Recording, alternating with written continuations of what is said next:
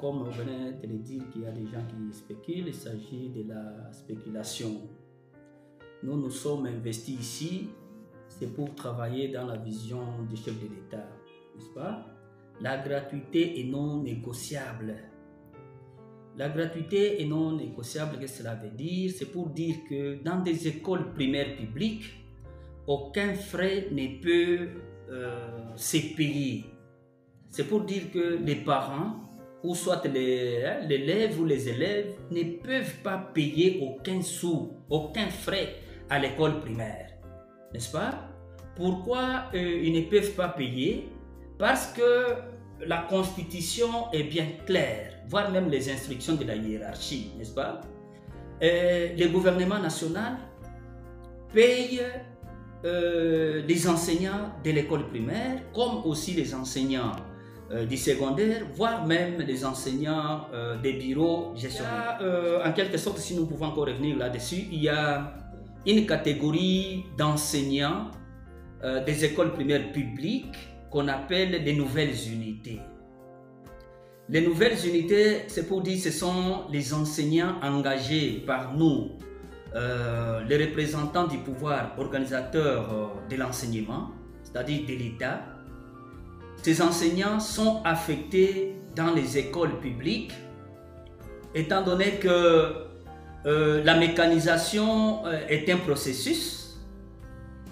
Le gouvernement provincial que dirige Madame le gouverneur Fifi Masuka Saini a pris la tâche de payer cette catégorie d'enseignants NU.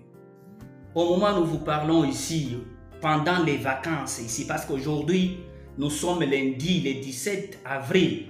Comment vous me posez la question? Aujourd'hui, c'est lundi, le 17 avril 2023, n'est-ce pas?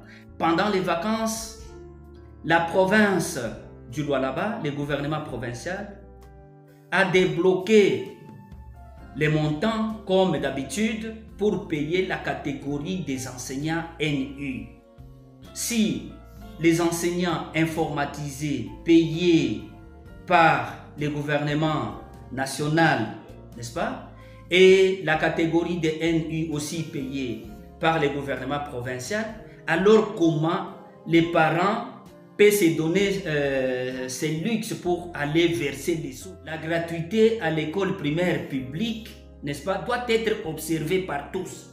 Et ce sont les parents qui doivent nous aider. Pour preuve, je vous dis, pour que vous puissiez savoir que les autorités provinciales de l'éducation sont en train de bien travailler, je pense déjà cette année scolaire, donc l'année scolaire 2022-2023, vous voyez les rapports que j'ai transmis à la hiérarchie à Kinshasa. Si nous allons ici à la page concernant l'axe gouvernance, vous allez vous rendre compte que là, il y a le titre « Lutte contre les anti-valeurs », n'est-ce pas? Et nous avons cette année suspendu, en collaboration avec les instituts, pour cette année, 40 chefs d'établissement. Vous voyez vous-même.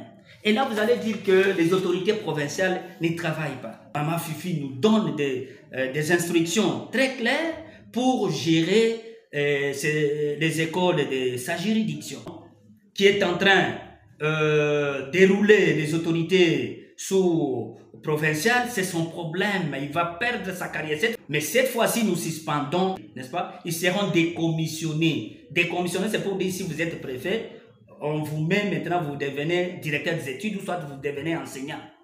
Si vous êtes directeur de l'école primaire, vous devenez directeur adjoint ou soit un maître de l'école primaire. Parce que les gens doivent respecter les instructions émanant de la hiérarchie.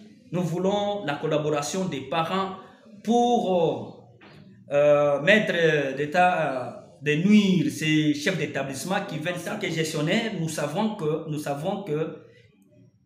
les chefs d'établissement ne perçoivent pas de l'école primaire, n'est-ce pas? Nous le savons.